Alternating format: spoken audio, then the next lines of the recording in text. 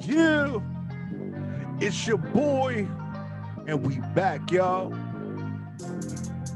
Yeah, yeah. We pop right in this mother. Pop right, slide right, bust down all night. Ice ice, look nice. Hurt me, think twice. I got too much cash. Fuck that, bitch. I'm running lives. No clout, no need. Yeah, this shit my destiny. Pop right, slide right, bust down all night. Ice ice, look nice. Hurt me, think twice. I got too much cash. Fucked up, bitch. I'm running laps. No clout, no need. Yeah, yeah. This shit my destiny. Pop right, you like that? She got that booty, made me go mad. Lock tight, never had a love like you. Happened so fast. Pop right, slide right, bust down all night. Ice ice, look nice. Hurt me, think twice. I got too much cash. Fucked up, bitch. I'm running lives. No clout, no need. Yeah, this shit my destiny. You look so fine. I'ma smoke a cigarette if you don't mind. Hold me, baby, one time. Slow eyes, look at the sunshine. Pop right, side right, bust down all night. Ice ice, look nice. Yeah, Hurt me, think twice. Yeah. yeah. What's going on, my G? How's it going? Yo, what's going on, man? How you doing? You look like you just chilling, just like vibing out. Like this is what I do on a regular. Yeah, man. I'm just chilling, just relaxing as best as I can. Yeah, man. You got the Lakers hat on. You doing what you do, and I want to welcome you to the Prophet Radio Show on WEMS Radio. For all of you that don't know, this is Dirty Needles, and I want to talk to you about that name real quick because what I thought it meant. Like I'm just like, well, it could have meant this, and then I'm like, well, you know what? I don't want to assume, right? Definitely don't want to assume. So I want to ask the man that decided that's what people gonna refer to me as. So where did the name come from, my brother? Okay. Well, it's simple, and I've been telling this story a lot actually. But uh, I one day I was writing rhymes in the bathroom while there was a documentary going on, I think Discovery Channel, where they were talking about the dangers of intravenous drug use. And they kept saying, dirty needles, don't share dirty needles is bad for you, things of that nature. And I thought, wow, that sounds like a really dope rap name. So after that, I sat there and tried to come up with everything that could rhyme with dirty needles. And I guess you could say the rest is history. So yeah, that's where I got the name from, the Wow. Discovery Channel. Craziest place to actually get it from, you know? Um, especially like hip hop and discover like have we really ever been on Discovery Channel? Like if they document anything on the Discovery Channel when it comes to hip hop and stuff like that, it's definitely not in a way where they paint a pretty picture. Um, I think it scares more Nah. people than anything else if they do it on the Discovery Channel. It's like, oh my goodness, it's like a lion attacking a fucking gazelle. Like, you know, when it comes to hip hop, you know. Um, because I'm like, was he talking about like dirty needles, like sharing like the dirty, like you said, the sharing of that era of the sharing of the needles and we had a lot of the intravenous drugs and stuff like that. And then I'm like, well, maybe he's talking about a dirty needle on a turntable. Like I'm like, well, maybe I'm not a DJ, so I don't know if the needles on the turntable get dirty, but I will always see a Yeah, DJ touch the needle before he drop it on the record. So I'm like, oh, maybe he was talking about that. So I was just trying to. could be. It could be. It could be Yeah, right. could be.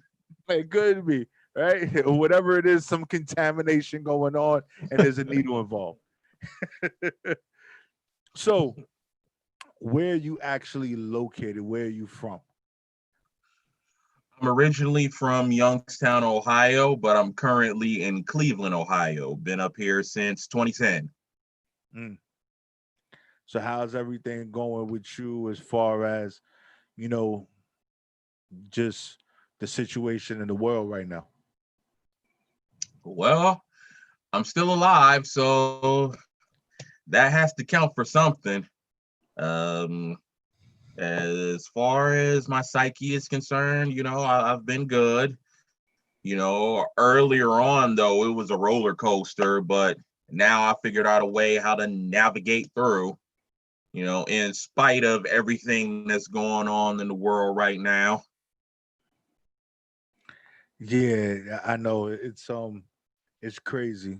And you know, one thing I try to tell my brothers, especially because, I have the platform to be able to do this and I speak to a lot of talented brothers and stuff like that. It's society tells us not to talk about certain things. It's like if you talk about your feelings, you're not a strong black man and stuff like that. And I just think that, people need to understand like we go through stuff too. Like for Yeah. real. And and I think that, throughout everything that's going on, you're still able to create music and do that. So you found your outlet, right? You found your outlet to be able to process that roller coaster that was going on as it was going on. So yeah, exactly. And the crazy thing is when you mention that, I was in a weird conundrum because on one hand, there's days where I don't feel like talking about what's going on, but then you'll have people on this side say, well, yo, dude, you black. What do you mean you won't feel like talking about what's going on right now, man? People need to know. So then I'll talk about it, and then I'll have friends on the other side and say, why are you talking about this? This is very divisive. So it's like, yo, I can't win either way, but I know this much. This whole, if you talk about it, you're being divisive, man, folks can miss me with that. Because the way I see it, if what I'm talking about doesn't apply to you, then it shouldn't bother you. It shouldn't. And that's a fact. And if you come back and you say something to me, I struck a nerve after I said something. So yeah, I Yeah, get exactly. it wasn't directed towards you personally, but if you felt the way, then yes, I was talking to you. So my mother always taught me only a hit dog hollers. You throw a rock in a crowd of dogs, the one who gets hit, they're going to yell. But the ones who don't get hit, they're just going to stand there and chase their tail and sniff their behinds as if nothing is going on. I've never heard that one before. I've never in my life on this earth heard that one before. You know what? That, but it's so true. It is so true. It is so true. So shout out to moms for Yeah, instilling mama needles. mom needles, right? For instilling that knowledge in you because now she educated through you another individual, right? Because the only ones that start to talk back are the ones that really guilty behind the stuff that they got hit with. Ah, you know what? It's just real like that. So, how long have you been making music? I have been making music for since like 94. I didn't drop my first project though until 2017. But yeah, I've been making music for quite a while. Mm. And there was many highs and a hell of a lot of lows. So, putting that out there, I like to, for me, when it comes to this music industry and people, with building their careers and getting to those points, I like to bring the real of it. I don't like the fluff that social media puts out there because they don't depict anymore that struggle or what it took for you to get there. Like people pop up and it's like, oh, you're an instant hit because you came out with this song, but they don't show that road traveled. So you had your highs, you had your lows. So what got you through those points to get you there? To get you to where you are today, sitting in front of me, um, and being able to talk about it. Well, it was quite a journey. It took me almost losing my life to appreciate my life and appreciate, how music is that catharsis. It's that outlet where you can pour your soul into, and it doesn't matter what anybody thinks or says. It's like I consider music, at least to me, to be like, you ever watch the show Doug, the Yeah, cartoon? yeah. Yeah, and he would always sit there on his bed with his dog pork chop, and he would write away in his journal about how he pines for patty mayonnaise. Yeah, all the that's me when it comes to music. The only difference is I put it out on a beat and then send it out to the world and hope they don't trash it. But you know what's the crazy part? What I realized, it's only because of the way music is delivered nowadays, and then the ability of all these platforms that are out there nowadays. I'm not a tweeter. Like I don't tweet. Like I don't. I think I need to because I need to be on that Donald Trump level. But the internet has become a situation where it allows people to say stuff and then hide behind, whatever they say. And just because they say it's trash, it's not because they don't really like it. It's because they can't do what you just did. Like it's one of those things. It's just weird.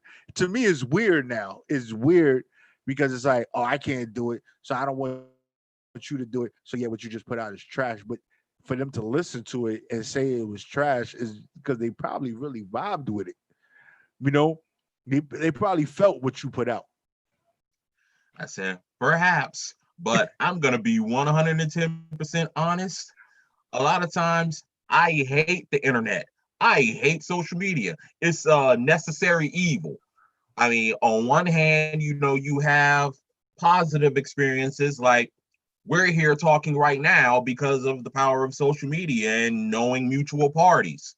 But real talk, if it wasn't for that and having that as an integral part to get your music out there, yo, I would just upload to Spotify or whatever and hide and just be the masked artist. Like, who's Dirty Needles? Like, we don't know.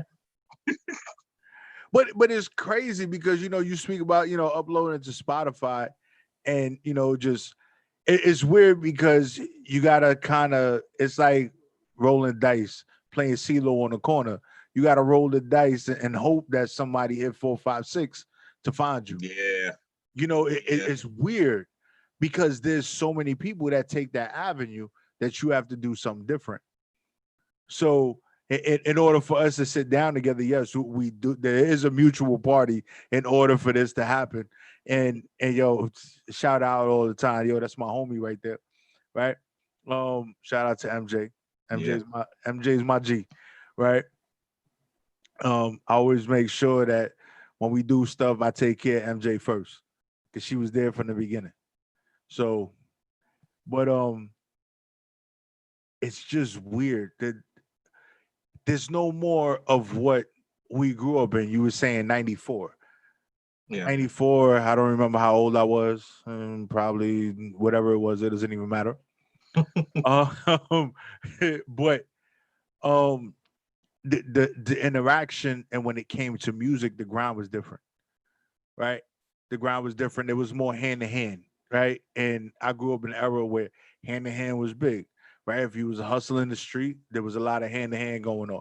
If you was an artist, there was a lot of hand to hand going on, right? Mhm. And people vibe with you because usually if you was doing whatever you was doing it from the same location all the time. So if you put some heat out, they knew how to find you again, right? Nowadays, you don't even Yeah. know who the hell listening to what you putting out.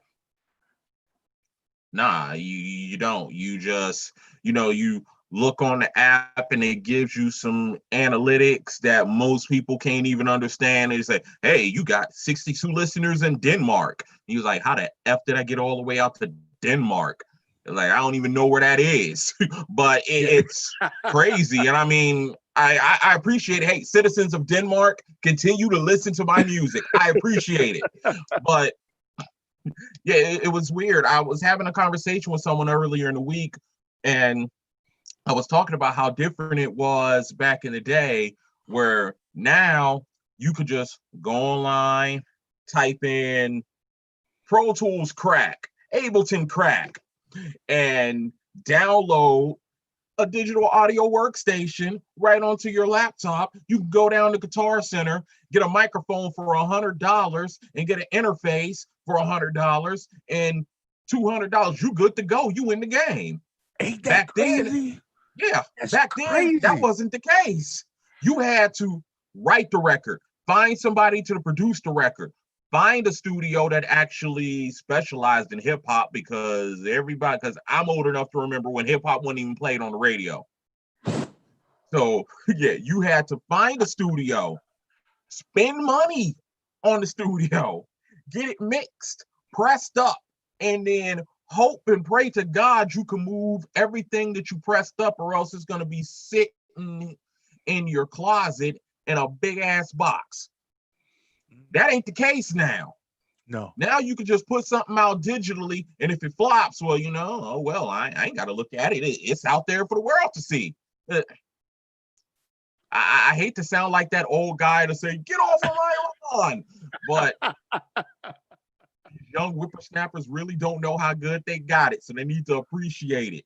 They don't. And then, I realized that, and it's crazy because even when we were growing up, right? Because just the dates that you thrown out there, we probably very close in age, if not probably the same age or whatever. We probably said the same things about our parents. Our parents probably said the same thing about it, like, oh, you don't appreciate whatever. Like there was a lot of roads paved for a lot of things to happen. And you know, just they don't know what it is to have stuff pressed up to make that initial investment in what they're doing. Like, you sitting there, you going to the studio. I see what you got going on in the back.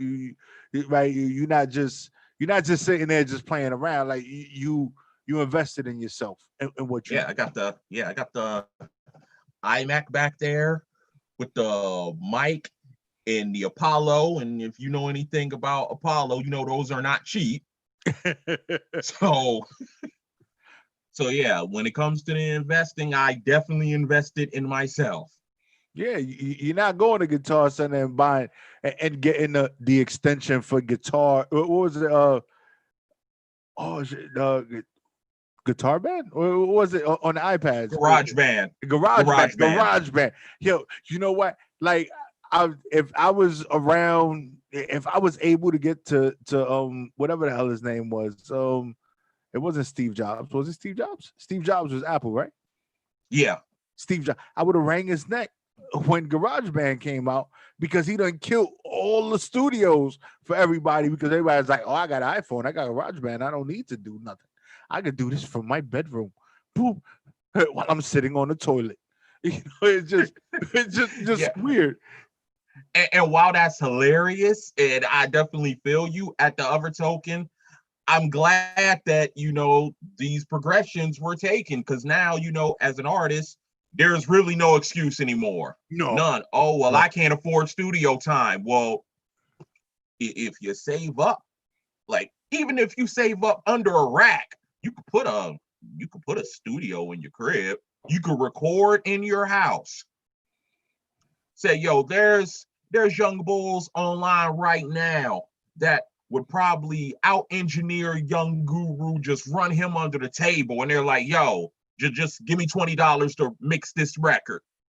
And some of it comes out sounding like a masterpiece. Not all of them, not all of them, but some, the ones who are really talented and actually broke down the ins and outs of their audio workstation and know how to use all the plugins, yo, they're phenomenal. There's really no excuse anymore. None. Hell, there's even a site where you can upload your music and they do the mixing and mastering for you. I forgot the name of it. And it's just crazy. Like there's so much, and you know what? I respect the internet. Like when the internet came about, everybody's like, yo, what's going on? I remember when chat rooms were just words. Like we didn't have pictures of people or nothing like that. It was like, I remember when it was just dial up. And if somebody called, there was no high speed internet. I remember that, right?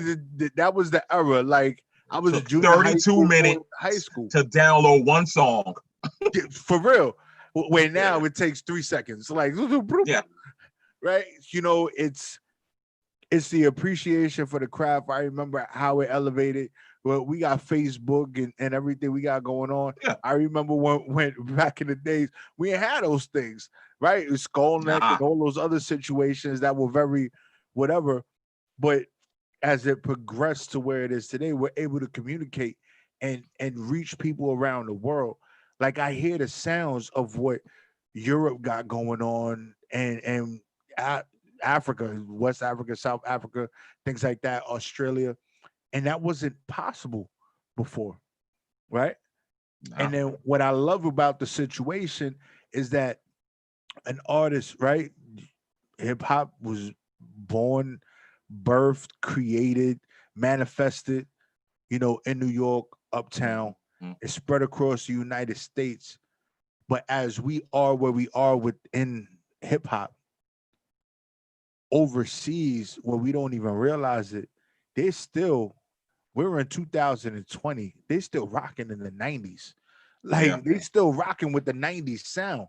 So there is an avenue for those individuals that say, yo, I'm gonna stay classic hip hop and still be able to actually be successful and go on tours overseas and everything else. That is just amazing to me because without the technology, we would have never been able to get there. Yeah, exactly. So technology is definitely a good thing when used at the right capacity. Because as I said, you're absolutely right. I remember back in the day, yo, if you weren't in New York or Philly or, LA, good luck trying to get put on. Yeah. It was like, where you from? There's no abbreviation NY or like you had to legit be from Compton to like really like drop some hip hop joints. Like you had to be certified to drop some joints if you was on the West Coast. But New York, you had to know people to get put on because everybody wasn't getting put on when it came to New York. It was like, yo, if you didn't know somebody that knows somebody, sorry, we ain't even gonna talk to you. I said facts, but the one thing that New York did have is, you part of the 5 boroughs, Def Jam's there, Payday's there, all these labels are there. You can literally roll out of bed, walk down the street, like, yo, there's the Def Jam building right there. So I'm gonna wrap my way in. Hopefully, if security doesn't jack me up in the process. But that's why you send your man in first to act like he a rapper. And why they dealing with him, you run upstairs. Be like, yo, you gonna take one for the team, my guy? I used to walk by those buildings. I'm not a rapper, so I never went inside. I just, oh, this is interesting. Oh shit, this is one of those record labels, and I would keep it pushing. But I would see people standing outside and all that, and this, that, and the third, the celebrities and all that trying to get in the building or waiting to get upstairs to have their meetings. And to me, it was one of those things. You had to be from here to be able to get plugged in here. You know, I went to dudes that got signed by Def Jam and all that back in the days. You know, and it was one of those things. I was like, dude, I used to walk past you in the hallway, but it was as hip hop was growing that these things was going on, and this was the late 90s. You know, Yeah. yeah. So it was. It's totally different now. I respect the game then. I respect the game now. Yeah. But in order to respect what's going on now, you have to understand. You have to be a student of the game. You have to understand how it started, so you can understand how to maintain that longevity in the industry. Because as we look at it, there's a lot of artists that were out when we were growing up, when we was youngest, probably even before you started spitting, that are coming out with music now. But there's a reason for it. Yeah. There's a reason for it. And I'm like, dang, like Method Man is on some joints. I'm trying to figure out because if he's on Power and he around, 50 and all these other people that he like, yo, you know why I'm gonna start playing music. I don't even know what's going on.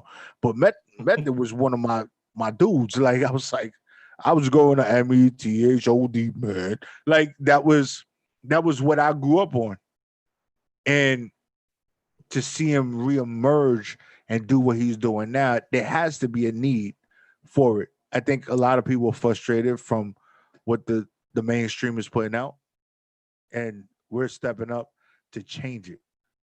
Just like artists like yourself are putting out music to change the narrative, and I think it's necessary. Yeah. I'm one of those people who believe that in the yin and the yang, where I don't believe everybody has to rap like Nas or Eminem or Pharoah Monch. I believe, the newer artists like a Young Thug or whatever who uses his voice as an instrument, and the melodic flows that he comes up with is just insane. I'm not necessarily a fan, but I can appreciate at least that technical aspect of his artistry, and I believe both can coexist. There's some that just believes, well, it just needs to stay the way it stays in the 90s, and that's how it should sound. And that's why you got everybody and their mama hating the new Nas record. I personally like the new Nas record. They say, we need to take it back. He needs to give us this. He needs to give us 12 tracks of Nas's like. I'm like, well, he did that. He did that with Life is Good. And he barely went gold. So why the hell should he still listen to you? You ain't gonna buy it. Oh my goodness. And that's what I'm talking about. Like stuff like that. You got the people that are just ride or die. No, let's stay in this era, and the inability to grow, right? Or to change or to adapt to what the world has become, right? If we even talk about coronavirus for a brief moment, right? And Yeah. real quick, because I don't even want to get into that craziness. Yeah. It's I never had to wear a mask before, but they telling me I need to wear a mask. And if I don't wear a mask, I might die. Fuck it. I'ma die. Just and that's what they doing with the music. If they trying to keep music in the 90s and not change the sound, then it's going to die because as we fought to keep it to this style that we felt that it should continue to sound like, hip hop has bled into other genres, Yeah. which actually boosted up other genres and made them more popular. Like Young Nas X. And I got no there's nothing wrong with country music. Like I can vibe with that shit just like every other genre. Yo, good music is good music. But Yeah. when you heard Young Nas X, like he was like, oh, you thought he was probably gonna be spitting bars like Nas, right? Young Nas X, right? That's what you thought. And then you like, oh shit, he's a It's like, country singer. It's like, oh shit, oh. But he took it to another level and hit another angle with it. But he still brought it the same way people would have looked to Nas for what Nas was doing in the industry when he was doing it. And even those lost tapes or that cocaine joint, that joint that he put, I can't remember the name right now. Lost tapes, I think it was Lost Tapes with Nas. It was like it looked like cassette tape made out of cocaine. Yeah, the Lost Tapes 2, the one that came Yeah. out last year. Right, the Yeah, one the that second came out Lost last year. Tapes. It's like people Mhm. like, oh, but yo, he sounds so awful, whatever. But it's like, yo, take the time out to listen and vibe with the way he delivered it, because you was looking for classic Nas, but Nas is grown up. Like, You know the crazy thing? I don't even think that it's almost unfair to Nas because he's held to a ridiculous standard that no other artist is held to. With him, it's, well, how come you didn't give us Illmatic? We need Illmatic Part 2. We need Illmatic Part 3. I'm like, yo, we don't need Illmatic Part 3. I'm like, I am one of the people who believes that It Was Written is better than Illmatic. Yeah, I said it. Sorry, sue me. But I felt that was a dope progression. He got better beats. He told better stories. He actually put cohesive songs together on that second album. I thought he was stepping in the right direction. But folks want this dude to legitimately stay in 1994. I'm like, why do you expect crazy? someone who was, he was like, what, 21 when Illmatic came out? So you want someone who's damn near 50 still to put themselves in the state of mind of a 21-year-old. Make it make sense. But that is the problem with the way we get categorized. We're not supposed to progress, right? We're not supposed to progress. We're not supposed to elevate. We're supposed to stay where we are. Crabs in a barrel mentality. It's, you know what? Stay where you stay. And it's weird because, I say when Nas won me over was when he put out Ether, right? Ether was one of those joints I was like, yo, you know what? I can't even say he can't do no wrong after Ether. Like, it's just, he put out Ether and it was just like, oh, okay. It just Nas is who he is. He's going to do what he do. And what I appreciate about Nas is that his music, when he does what he does, it's how he's feeling at the moment. So it's like, yo, you know what? I want to educate my people. I'm going to educate my people. Yo, if you vibe with it, you vibe with it. If you don't, you don't. But you know what? This is what I'm putting out, and this is what it is.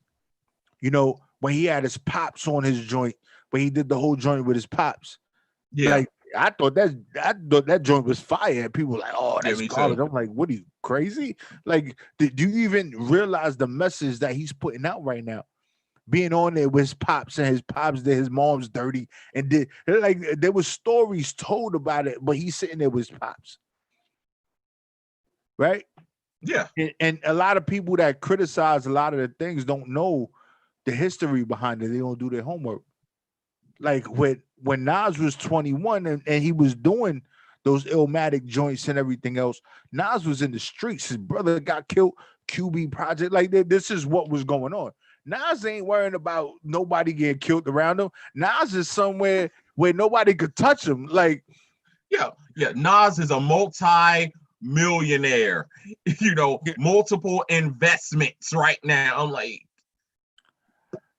why do y'all still expect this dude to act like he's in Queensbridge? Homeboy ain't been to Queensbridge in like 20 years. He got the restaurant over there by Queensbridge, though, but he probably don't go but there. You know what? Yeah, but you know what? If he does go over there, he goes in and say, hey, what's up? Word. It's crazy right now. Word. And then he hops back in his Bentley and he drives back to his mansion. That's the same thing I would do. But that's real talk, though. That's real talk. And it's important for people in the industry to truly understand that. It's just people in the world to understand it. It's like, just because you want me to stay in a place where you are doesn't necessarily mean that I'm going to stay there. Like, you can sit there and hate, but I grew up. I'm not in Queensbridge projects no more. Like, I used to hang out there, a bunch of short buildings, a bunch of reckless motherfuckers in there. Like I've been there. I've been to those areas and all that. Everything is changing. You got to change with your environment. Otherwise, you're gonna get broken, right? You're gonna stay where you at. So Nas did it, and even when Jay-Z did it, like the 444 joint where Jay-Z put his joint out, a lot of people couldn't understand it. People were still attacking him, talking about, oh, you talking about pro-black. But you used to sell drugs on the block. Yeah, that's when he was young. He used to sell drugs on the block to survive. Jay-Z used to panhandle on the J and the Z train. And that's how he got his name, right? That was the thing in New York. Like he was panhandling. That's how he got Jay-Z. But a lot of people I never knew that. Homework. Huh? Yeah, I never knew that. No, yeah, he used to panhandle on the J and the Z train. Like, this is what he used to do to make his money to eat. Like that's what he used to do. So he got nicknamed that on the streets. And then when he talking about, I'm trying to give you all this information on the album for $9.99, people couldn't even connect. Right? They couldn't connect because you looking for that classic, I'm on a block selling drugs, Jay-Z, and he's telling you, nah, I'm a billionaire right now. We ain't gonna talk about drugs and all that. I'm gonna show you how to elevate yourself. And they don't even get it. And that's a classic Nas. That's a classic Noriega. That's a classic Fredro Starr. That's a classic anybody that we could sit there and relate to when we was growing up during the era of hip hop, the birth of hip hop, versus to where we are today, and people can't relate to how you put Busta Rhymes. Busta Rhymes always put out some party classic, yo, we gonna vibe out type joint. But they like, yo, where Busta at? Busta knew what to do with his money because he educated himself. So Busta probably owned a building that your mama's cousin sister living on that block. Like, and that's one of those things. And nobody ever takes the time out to look at it that way. Yeah, I agree 110%. Like Jay said, show you how to move in a room full of vultures. The industry straight, it needs to be taken over. I'm overcharging niggas for what they did to the Cold Crush. Pay us what you owed us for all the years that you owed us. We could talk, but money talks, so talk more bucks.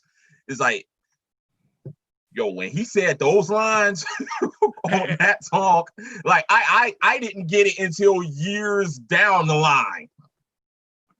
Where I had to become older. I'm like, okay, yeah, I get what you're saying. Like when he had the situation with the NFL and everyone's like, oh, he sold out.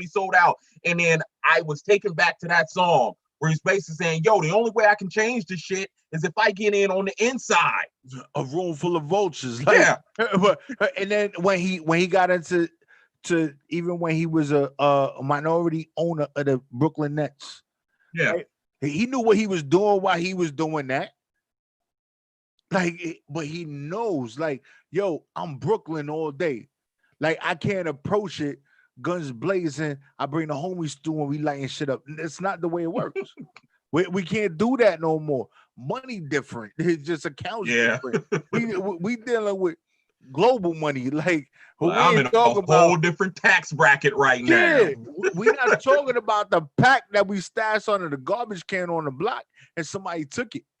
Like, motherfuckers will buy a whole neighborhood with the money we playing with right now, right? Everybody be homeless, and it's just crazy to me that people don't open their eyes up wide enough. Everybody want to claim woke, but they don't take the time out to really wake up, right? Because it's easier to give an opinion.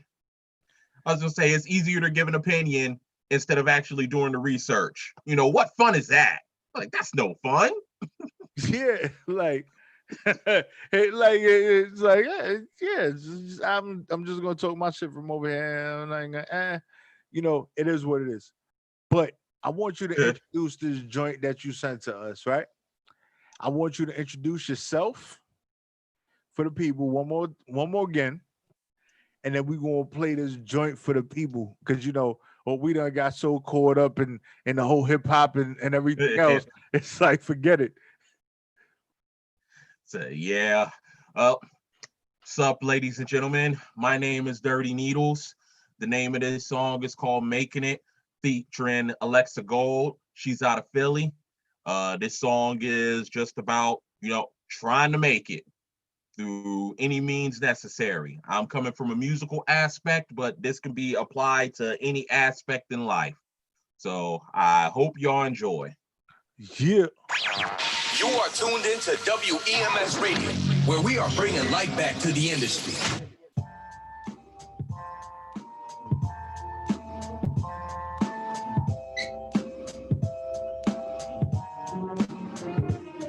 Natives.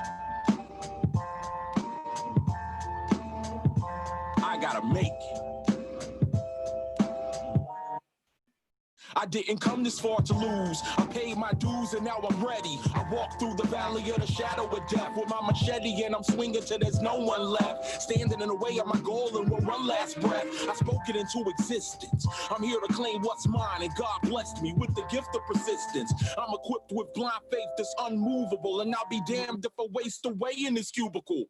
I walk alone on a lonely road with no fear. Through insurmountable odds, I must persevere. I rap as if my fucking life depended on it. Being an artist is all that I wanted, and I gotta make it. Can't hold me down. I won't stop till it comes around.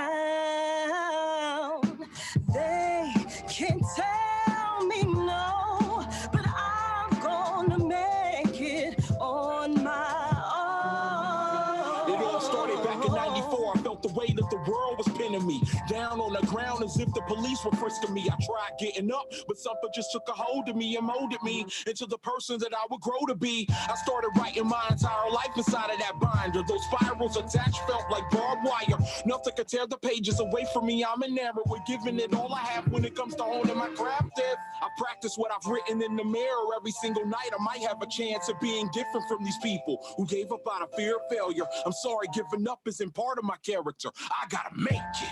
Can't hold me down. I won't stop till it comes around.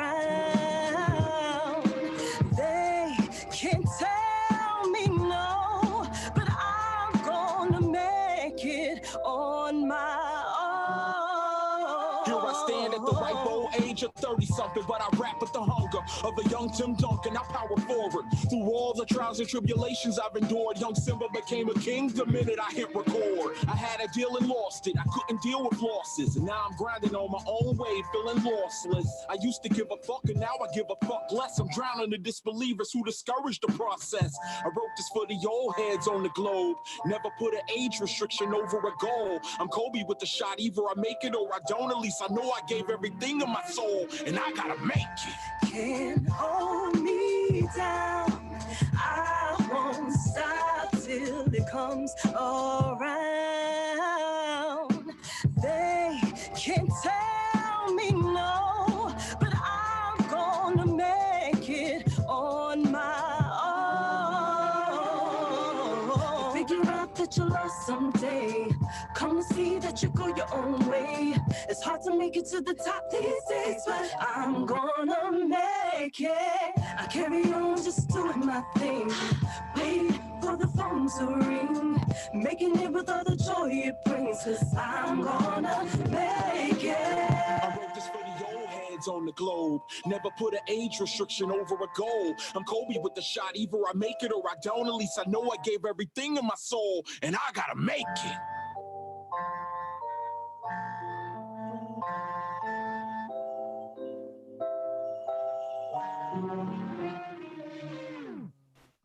Yeah. And we back in his mother. Yeah. Now, right? You know, and I'm gonna say a few things about the track itself. First off, right? Definitely a dope message. Right? That's important. Thank you. Right? Putting out stuff. Yo, we gonna make it. We gonna do what we gotta do. We gonna make it. I'm always a fan of the collaboration between, you know, raw bars, Mhm. and then the soulful sound of a R&B voice in the background. I think it just ties music together so much. For me, it's like one of those things. All those memorable moments for me Hmm. throughout my life were situations like that where you were blending genres. Genre blends, I think, are always amazing. Even when we had Run DMC on that rock and roll joint, it was that was classic for us. Hmm. When we blended into R&B, that was classic. We're blending into so many different things, but there's a reason why we're able to blend that way and they're not blending this way. But it's understanding the value in what we do. Um, like I really vibed with it because it was, as we're in this era where things just tend to go so quick. It's like before an individual from this era could get bored with what you're saying, you switch it up with the tempo, the sound, and everything. And I think that that's classic as far as creating something that's gonna stand the test of time. Thank you, man. Thank you. Um, that's what I was trying to go for, trying to create something that's not just here today and gone, not even later today, gone. Yo, what was I listening to again? That quick. That's not what I was trying to do. And I know it's not everybody's cup of tea, especially if you're not rapping like which some of it is dope. Don't get me wrong, but yeah, sometimes to get the message home, you need to take it back to where it all started. Yeah, because usually everything started with the yeah, yeah, yeah, yeah, yeah. And then it's the same dance in every video. Yeah, yeah, yeah, yeah, yeah. It's like, okay, like what the fuck is going on right now? Everybody start off the same. And everybody after that is just ad libs. After ad libs, there's no bars, there's no nothing. I think that we need to get back to the messages. But just like everything that's gotten pushed over the years, it was don't pay attention, focus on this music, just even the drug paraphernalia that was pushed out there. It became cool to take certain drugs that cause you to forget or whatever. Like it was popping a Molly was cool. A E pill was cool. Like, and I'm like, dang, people don't even know what E pills are made of. And like legit, you a crackhead when you take an E pill because the crack cocaine and the E pill make your teeth fall out. Like when I was growing up, you didn't want to be a crackhead, but y'all volunteering to be crackheads now. Like it's just weird. It's weird to me. Like real talk, you know. And it's as a lot of the greats said, we went from dealer music to user music. You Yeah, know, like it's all about using, but we need to understand where that narrative is coming from, and those like yourself that choose to go against the grain and like, no, I'm still going to put out what I'm gonna put out, and I don't care what's popular. I'm not going to sell my soul to put out what I believe need to be pushed by myself. This is my sound. This is what my message. This is what I'm gonna do, and that check ain't gonna change that. exactly. It's like you have to stay true to who you are in some way, shape, or form. It all tends to work out in the end, especially if you stay true to who you are. Yeah, you might not be a millionaire or Jay-Z rich or anything like that, but at least you can go to sleep peacefully at night knowing you didn't put out some poison to the community. Yeah. Yo, being 1,000 ain't that bad. Like, not for nothing, right? In America, the average family income is combined $50,000 a year combined, right? That's on average $50,000 combined. Now, if you're a thousandaire making 500,000, 250,000, 750,000, close to 900,000, like you living all right. Yeah, you doing good for yourself. Yeah, you doing all right.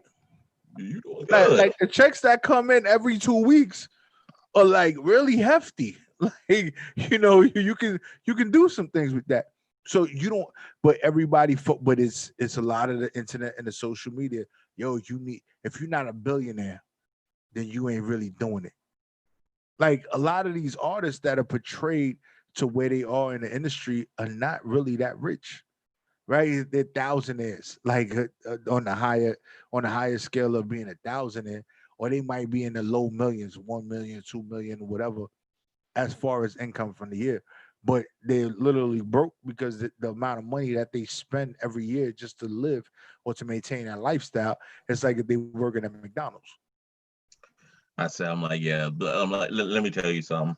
When I can remember at a point in time where I didn't have water in the house, and this isn't when I was a kid. I'm talking about when I was in my 20s. So I didn't have water in the house. I didn't have heat in the house. I could barely keep gas in the car, always running out on the side of the road. It was very depressing. And I didn't realize how far along I came until last year when I was refinancing my mortgage for the house. So I went from credit being completely crap to now credit's damn near 800 and everything is in order, and I'm not rich by no stretch of the imagination. But when you actually get that perspective of where you came from and where you ended up, even if it's not necessarily where you want to be at this particular moment, you have to tip your hat to yourself for like, well, damn, I came a long way. And I don't let social media dictate success to me, because as far as I'm concerned, this is success. There's some people who don't even have a cardboard box to stay under, which is sad. Yeah. And that's real. And I think that, just you saying that it needs to resonate with a lot of people. They might not get it right now, but it'll be one of those situations that them hearing it later, it might resonate with them. You understand where you came from, and growing up in the hood, like I'm from Harlem, Spanish Harlem, El Barrio, or whatever. It was always a situation when they were like, "Yo, never forget where you came from," and I understand that until I got older, and I moved out to the suburbs to raise my kids, and I didn't want my kids to grow up where I grew up, and it was it took me realizing that, I grew up in a tenement building where there was a lot of us in one apartment, to where every single one of my kids got a bedroom. I got a man cave, a garage. I got this. I got all this stuff going on. Same. Right? Yeah, same. It's like I just got a room to go chilling type shit. But like I slept on the couch, so like when I was growing up, because there wasn't enough space. And then when you forget those things, or you don't humble yourself to understand that, then you don't even understand how to appreciate it, right? Because if you don't appreciate where you came from, you can't appreciate where you got to. Yeah. And it's just the craziest thing for me. And I think that that's one of the things that we need to understand, and we don't need to. There was always a saying, the Joneses, right now, the Joneses can't keep up with the Joneses. Hey, because the Joneses is always, you trying to keep up with the Joneses, but the Joneses always had it popping, right? The Joneses had the cars, the house, the money. They went on vacation, the income, and all that. But the Joneses can't even keep up with the income because everything got so inflated that we can't even vibe out with it no more. The Joneses are up to their eyeballs in credit card debt trying to keep up. Right. That's what's going on with the Joneses. Right. They know Dora, swipe or no swiping. Like that's what it is. Like on some real shit. Swiping, no swiping. It's like, damn, oh shit, I need these Louis Vuittons. Like, nah, you need to chill. You don't need Louis B's. Like, you just put those shits on so you can sit at the pool. Like, you shouldn't even have some red bottoms at the pool. You should be barefoot in the pool. Like, how about we do that instead? Yep. I was gonna say, what's crazy? You mentioned that. when I came into a little bit of disposable income and I said, okay, you know what? I'm going to give myself everything that I desired as a child. And I'm a huge video game head. So I have every video game system. I have tons of video games, some even still in the cellophane that I'll probably never get to in this lifetime. Went out, always wanted a pair of Jordans, could never afford them as a kid. Now, well, before I would used to just go and grab them because I could. And then one day I'm looking in the closet and I'm like, I have 25 pairs of Jordans. And do you know what shoe I wear the most? A pair of Chuck Taylors. So basically all this shit is here just for show. Because once you try to appease yourself and then realize, okay, this isn't what's making me happy, then you have to dig deep inside and realize material shit, you can't take it with you when you go. And trust me, we're all gonna go eventually. You can't take it with you. So you have to put that time and energy into things that are more tangible, like memories, people, things of that nature. So I can understand where they're coming from. Well, like, yo, I need those Louis. I need those new Louis. I'm like, no, you don't.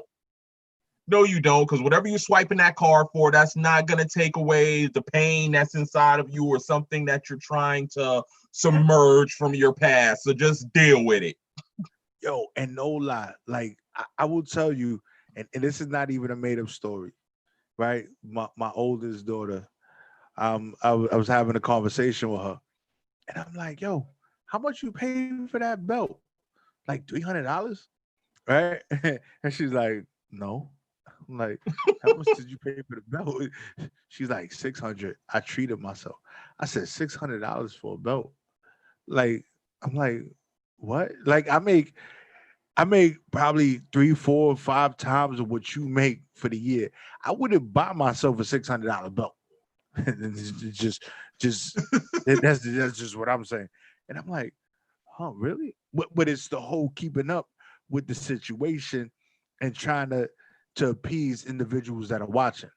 And it's like I learned, after a certain amount of time, I don't need to appease nobody, because when you sit there and you try to appease them and you doing whatever, you going broke, struggling, you eating ramen noodles, but you look good on camera.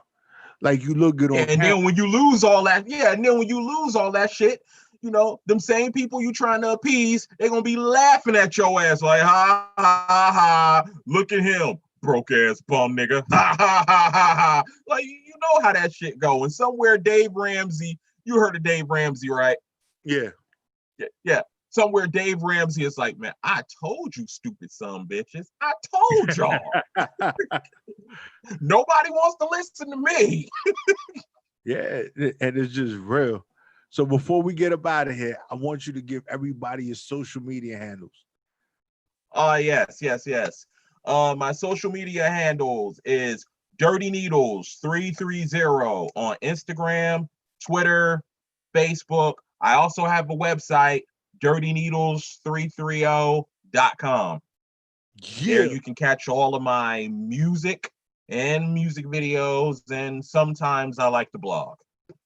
Yo, that's what's up. So, yo, shout out to Dirty Needles for blessing the show, right? We done did it the way we do it. We talk real stuff on Prophet Radio, right? We talk about music, we talk about life, we talk about just everything. And I believe that it's important to educate, right? Each one teach one. That's my motto. That's the way I like to do things. You might not receive it when it's initially said, but yo, the internet is forever. So you're going to pull this up 10, 20 years from now, and we might just educate somebody that didn't even realize they needed to be educated. It takes a village. It takes a village. Oh my goodness. Damn, we was probably born in the same year. I swear to you, it's probably what happened. Yo, so I thank you, my brother, my man Dirty Needles, for blessing Prophet Radio. And we definitely going to do this again. Man, keep in touch. Make sure you send me the new joints that you put out. And we appreciate you, my G. All right, no doubt, man. Good looking out. Nice talking to you.